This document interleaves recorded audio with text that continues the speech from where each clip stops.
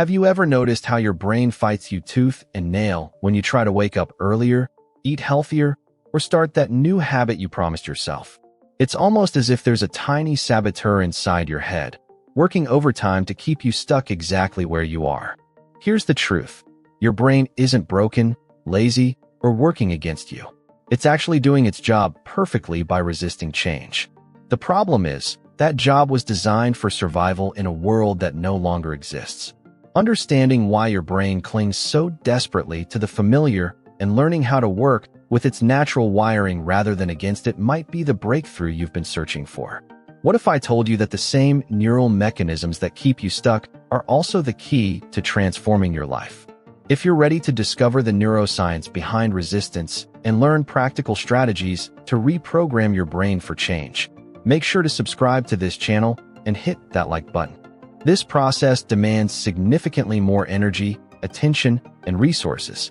From your brain's perspective, this is wasteful and potentially dangerous. Remember, your brain's primary job isn't to make you happy or successful. Its job is to keep you alive. In our ancestral environment, conserving energy meant having reserves available to escape predators or survive food shortages.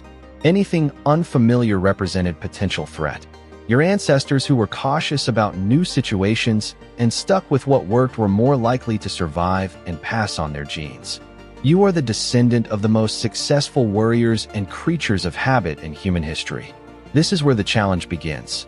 The world we live in today rewards adaptation, flexibility, and continuous learning. Yet we're operating with neural hardware designed for a completely different environment. When you try to change, your amygdala, the brain's alarm system, can interpret this deviation from routine as a threat signal. This triggers the release of stress hormones like cortisol, which creates that uncomfortable feeling of anxiety or resistance. Your prefrontal cortex, the rational part of your brain responsible for planning and decision-making, now has to fight an uphill battle against these ancient survival mechanisms. Think about the last time you tried to establish a new habit. Maybe you wanted to start exercising regularly, learn a new skill, or change your diet. The first few days might have felt exciting because novelty activates your brain's reward system and releases dopamine. But within a week or two, that initial enthusiasm probably started to fade. Getting out of bed for that morning workout became harder. Preparing healthy meals felt like a chore. You found yourself making excuses or negotiating with yourself about why skipping just one day wouldn't matter. This isn't a failure of willpower or character. This is your basal ganglia doing exactly what it evolved to do, pulling you back toward automated behaviors that require less conscious effort. The basal ganglia are structures deep within your brain that play a crucial role in habit formation and procedural learning. Once a behavior becomes habitual, control shifts from your prefrontal cortex to these deeper structures. This is why you can drive home on autopilot while thinking about something completely unrelated, or why you automatically reach for your phone the moment you feel bored. Your basal ganglia have encoded these sequences of behavior so thoroughly that they execute without requiring your conscious attention. This is incredibly useful for things like walking, typing, or playing an instrument. But it becomes problematic when you've encoded unhelpful patterns and now want to change them. Here's where it gets interesting. Your brain's resistance to change isn't absolute. It's based on prediction errors and pattern recognition. Your brain is constantly generating predictions about what will happen next based on past experience. When reality matches these predictions, you feel safe and comfortable. When reality diverges from expectations, your brain receives an error signal. Small prediction errors create curiosity and learning opportunities. Large prediction errors trigger threat responses. The key to successful change lies in managing the size of these prediction errors. This brings us to one of the most powerful strategies for tricking your brain into accepting change, making it so small that it barely registers as change at all. James Clear popularized this concept as atomic habits, but the neuroscience behind it goes much deeper. When you attempt massive transformations overnight, you create huge prediction errors that activate your brain's threat systems. Another crucial strategy involves leveraging your brain's existing infrastructure rather than fighting against it. This concept is called habit stacking, and it works because you're piggybacking new behaviors onto existing neural pathways. Your brain already has strong associations and automated sequences throughout your day. After you pour your morning coffee, you check your phone. After you brush your teeth at night, you climb into bed. These connections are neurologically robust. By attaching your new desired behavior to an existing habit, you harness the momentum of an already established neural pathway. After you pour your morning coffee, you do your 3 conscious breaths. After you brush your teeth at night, you read 1 page. The existing behavior serves as a neural trigger that reduces the activation energy required for the new behavior. Your environment plays a massive role in brain function that most people dramatically underestimate. Your brain doesn't process information in isolation. It's constantly scanning your surroundings for cues about what to think, feel, and do next. This is why you might eat an entire bag of chips when it's sitting on your desk, but forget about snacks entirely when they're in the cupboard. Out of sight truly is out of mind, because your brain allocates attention based on environmental salience. If you want to change your behavior, start by changing your environment. Don't rely on willpower to overcome constant temptation. Design your space so that good choices are visible and easy while bad choices are invisible and difficult. Put your running shoes by your bed. Place healthy snacks at eye level. Remove social media apps from your phone's home screen. These environmental modifications don't feel like you're changing at all, yet they dramatically reduce the cognitive load required to make beneficial choices. The power of identity-based change represents another sophisticated way to work with your brain's wiring rather than against it. Your brain has a deep need for consistency and coherence. This is why cognitive dissonance feels so uncomfortable. When your actions conflict with your self-concept, your brain experiences this as an error signal that needs resolution. Most people approach change from an outcome-based perspective. They want to lose 20 pounds, write a book, or earn more money. But your brain doesn't fundamentally care about outcomes. It cares about identity and consistency with that identity. The breakthrough happens when you shift your focus from what you want to achieve to who you want to become. Instead of saying I want to run a marathon, you say I am a runner.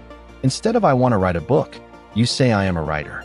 This subtle linguistic shift changes how your brain processes the associated behaviors. When you identify as a runner, going for a run isn't a deviation from your normal routine that requires willpower. It's simply an expression of who you are. Your brain seeks consistency with this identity, which means the behavior becomes self-reinforcing rather than self-sabotaging.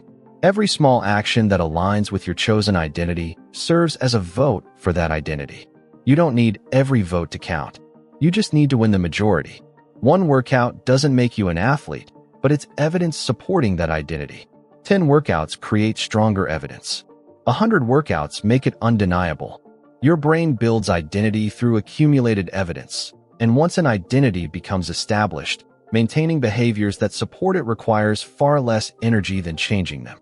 Understanding the role of dopamine gives you another powerful lever for influencing your brain's response to change.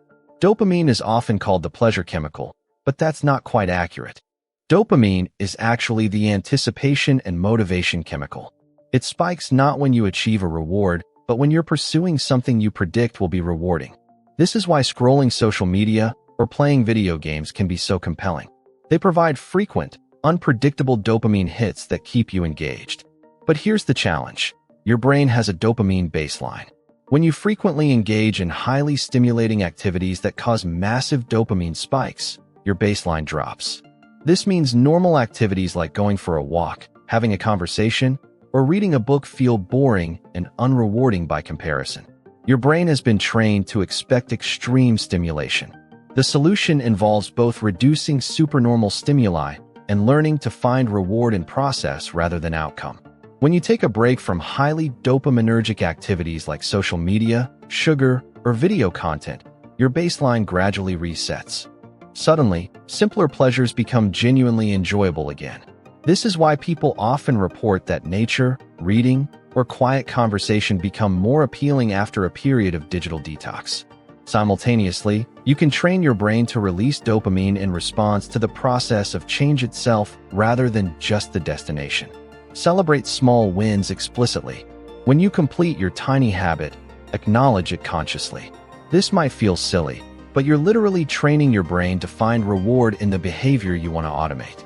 Over time, the behavior itself becomes intrinsically rewarding, which means you no longer need external motivation to maintain it.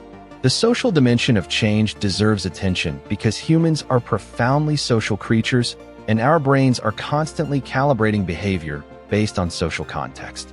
Mirror neurons fire both when you perform an action and when you observe someone else performing that action. This neural mirroring is the foundation of learning by observation and also explains why behaviors spread through social networks. If everyone around you exercises regularly, eats well, and pursues personal growth, your brain receives constant signals that these behaviors are normal. The prediction error associated with change decreases dramatically when the change aligns with social norms in your immediate environment. Conversely, if you're surrounded by people whose habits don't match your goals, your brain faces a constant conflict between desired behavior and social conformity pressure. This doesn't mean you need to abandon existing relationships, but it does mean you should thoughtfully consider who you spend time with and what behaviors are normalized in those relationships. Seeking out communities, even virtual ones, where your desired behavior is the default rather than the exception provides crucial environmental support for change. Your brain interprets these social contexts as evidence about what's safe, normal, and achievable. When you see others successfully embodying the change you're pursuing, it reduces your brain's threat response and increases confidence that the change is possible. Stress management emerges as absolutely critical when you understand the neuroscience of change. Chronic stress literally changes your brain structure over time, shrinking your hippocampus, which is crucial for learning and memory, while enlarging your amygdala, which processes fear and threat. Under high stress, your prefrontal cortex goes partially offline. This is why you make poor decisions, lack impulse control, and struggle with complex thinking when you're stressed, exhausted, or overwhelmed. Attempting major life changes during periods of high stress is neurologically setting yourself up for failure. Your brain is already in threat mode, already conserving resources for survival. Adding the additional load of forging new neural pathways becomes nearly impossible. This means that sometimes the most strategic move toward change is not pushing harder, but rather creating more stability, rest, and stress recovery in your current life. Quality sleep is non-negotiable. During deep sleep, your brain consolidates new learning, prunes unnecessary neural connections, and clears metabolic waste through the glymphatic system. Skimp on sleep and you're attempting to learn and change with a brain that's essentially running on a failing operating system. Physical movement, even gentle activity, helps regulate stress hormones and supports neuroplasticity. Time in nature demonstrably reduces activity in brain regions associated with rumination and worry. These aren't luxuries or distractions from the hard work of change. They're foundational prerequisites that make change neurologically possible. The concept of implementation intentions bridges the gap between goal setting and action in a way that aligns perfectly with how your brain actually functions. Research shows that people who use implementation intentions are significantly more likely to follow through on intended behaviors. An implementation intention takes the form, when situation X arises, I will perform behavior Y. The specificity is crucial. Instead of I'll exercise more, you create.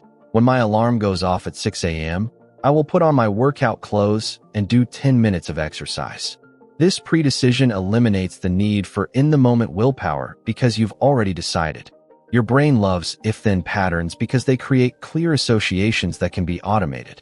Every time the situation occurs and you execute the behavior, you strengthen the neural connection between trigger and action. Over time, the behavior becomes increasingly automatic, requiring less conscious effort to initiate. The power intensifies when you combine implementation intentions with environmental design and habit stacking. Now you're not just pre-deciding what you'll do, you're engineering your environment to make that decision easier and linking it to existing neural pathways. This multi-layered approach to change respects the reality of how your brain works while gently guiding it toward new patterns. Dealing with setbacks and perceived failure requires reframing based on neuroscience rather than moral judgment. When you miss a workout, eat something off your plan, or skip your new habit, your brain's response depends entirely on the story you tell about that event.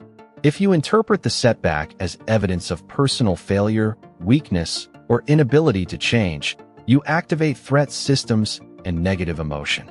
This often leads to a complete abandonment of the change effort because your brain concludes the behavior is incompatible with your identity. However, if you interpret the setback as normal data about a learning process, your brain remains in an exploratory rather than defensive state. Every successful person who has made lasting change has experienced countless setbacks. The difference isn't that they never struggled. The difference is they expected struggle, normalized it, and continued anyway. Your brain learns through iteration and error correction. Setbacks provide valuable information about what circumstances make the desired behavior difficult. Maybe you learned you need to prepare your workout clothes the night before.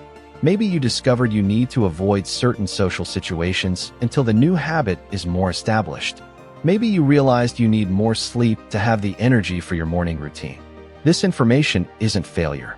It's feedback that allows you to adjust your approach. The people who successfully change are not the ones who execute perfectly. They're the ones who get back on track quickly after getting off track. If you miss one day, that's data. If you miss one day and use it as justification to quit entirely, that's a choice based on faulty interpretation of normal brain function. As we bring all these elements together, the picture that emerges is simultaneously humbling and empowering. Your brain's resistance to change isn't a character flaw or personal weakness. It's an ancient system doing exactly what it evolved to do. You can't eliminate this resistance through positive thinking or willpower alone, but you can work skillfully with these systems once you understand them. The path forward involves making changes so small they seem trivial, linking new behaviors to existing habits, redesigning your environment, adopting identity-based rather than outcome-based approaches, managing your dopamine system, leveraging social influence, prioritizing stress recovery and sleep, using implementation intentions, and reframing setbacks as normal feedback rather than terminal failure. The transformation doesn't happen because you suddenly develop superhuman discipline. It happens because you've gradually rewired your brain through consistent, intelligent application of these principles. 6 months from now, behaviors that feel difficult today will feel automatic. Not because the behaviors changed, but because your brain changed. The neural pathways strengthened. The identity solidified. The environment aligned. What once required enormous conscious effort now happens with minimal thought. This is the neuroscience of lasting change, and it's available to anyone willing to work with their brain rather than against it. If you found value in this deep dive into the neuroscience of change, please subscribe to this channel and hit that like button. Your engagement helps this content reach others who are ready to understand how their brains actually work and use that knowledge to create meaningful transformation. The brain you have today isn't the brain you'll have tomorrow. Every thought, every action, every choice is quietly reshaping the 3 pounds of tissue between your ears. The question isn't whether your brain will change. The question is whether you'll guide that change deliberately or let it happen by default.